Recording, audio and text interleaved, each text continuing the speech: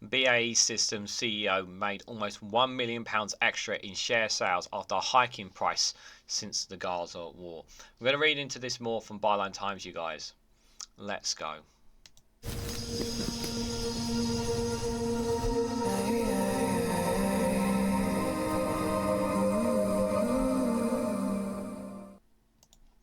Good morning, good afternoon, good evening, wherever you are in the world. This is Reganelite here with an article from Byline Times with the headline of the BAE Systems CEO made almost £1 million extra in share sales after a hike in price since the Gaza war. Charles Woodburn sold over 330,000 personal shares in BAE Systems, earning over £4 million. Guys, while you're here, before I give my initial thoughts, you can hit the like button and share it across social media so others are notified of this video. So guess what? For all the doom and gloom that's been going on since the war in Ukraine, for the conflict that's taken place in Gaza at the time of this recording, we're hoping that by the time this comes out, I'm cross fingers hoping that the war ends, the ceasefire ends. Do you know who's doing well? The weapons and arms sales. Yes, they're making lots of money, and they're very happy about it. Or they're happy about all these conflicts because they get to make a lot of money and sell lots of weapons and arms. For conflicts, really does do them so well. And our CEO here of BAE Systems has made himself a nice hefty fund of money at the expense of innocent people dying. Wars that don't need to happen. While these people are racking up money and arms manufacturers and private manufacturers, whether it's from UK and others, are racking in money at the expense of these conflicts. And it's true, they're making a lot of money, especially those in the UK and others. And while it's while we, in my personal opinion, I want the war in Ukraine. I really don't want Ukraine to give up territory, but I can also understand why people want Ukraine to simply get around the table and call for a ceasefire. But with supplying lots of weapons and arms and that, private companies are also taking a lot of money as well out of all this. I mean, it's a great time for them in the weapons industry. It really is, and it's really sad. I hate it. I really hate it. I know, obviously, whether you agree or disagree, we know that these arms make lots of money within Africa and other conflicts some of the conflicts take place in there. Obviously, Sudan right now, with what's been going on there for almost a year, that as they've been making money there. Obviously, what's happening in Myanmar, obviously there's money there as well. So these weapon arms, they're still making money here. But a CEO making money off the back of the Gaza war, it leaves a sour taste in my mouth. It really does, guys. So let's read more into this. So, a chief executive of Britain's leading arm manufacturer has seen his share price sell off by almost £1 million following an increase in his company's share value since the start of the Israel-Gaza war. On the 9th of March, the BAE Systems CEO Charles Woodburn sold 331,000 of his personal share of stocks in the company, netting him £4 million+. The sale was to pay income tax and national insurance contribution liabilities from 704,000 performances shares Woodburn received under the BAE Systems long-term incentive plan.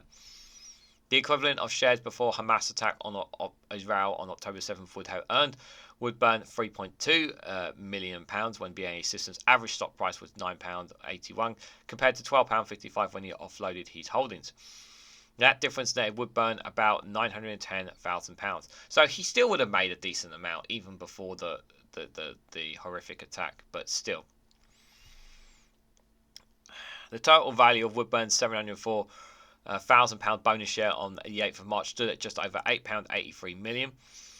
BAE share prices has risen some 39% since the 6th of October 2023. At a time of this writing, the price stands at £13.63. The company, valued at almost £38 billion, recently issued its 2023 report noting underlying profits before interest and tax of £2.7 billion, arising from record sales of £25.3 billion. Woodburn cited rising instability across Europe, the Middle East and other parts of the world for global increase in defence spending.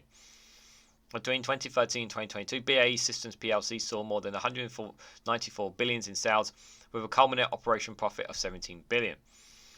Woodburn has benefited enormously from the company's profits. He was awarded £13.45 million in 2023, a rise from 112% from his total pay of £6.34 million in 2021.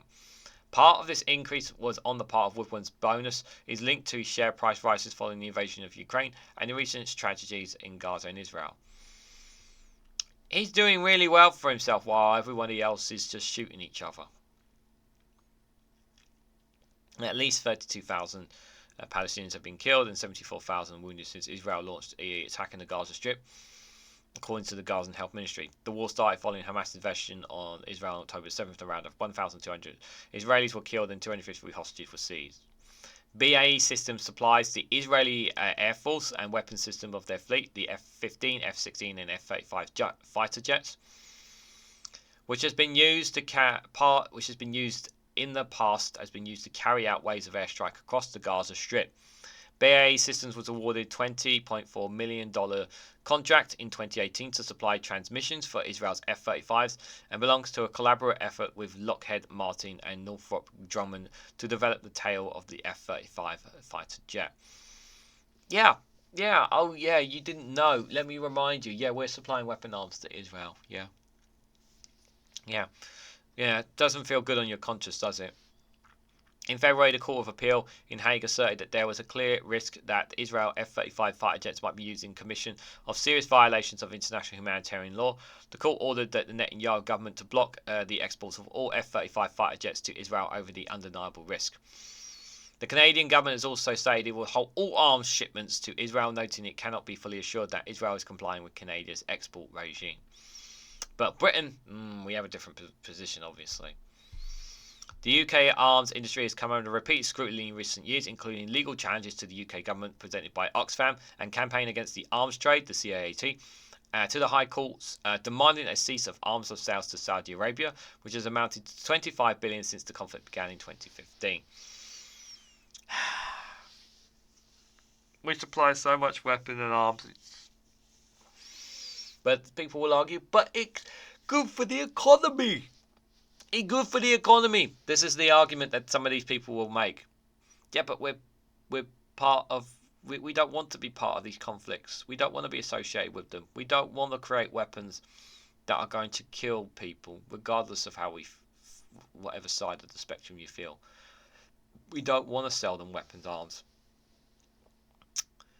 Responding to Woodburn's share bonus, Emily Apple, CAAT's media coordinator, says, "These obscene profits show exactly what is wrong with the arms trade. War, death and destruction are all good business for arms dealers. They have no interest in peaceful solutions because it is instability and conflict that drives up share prices and allows them to make even more money selling yet more weapons and fuel conflict around the world."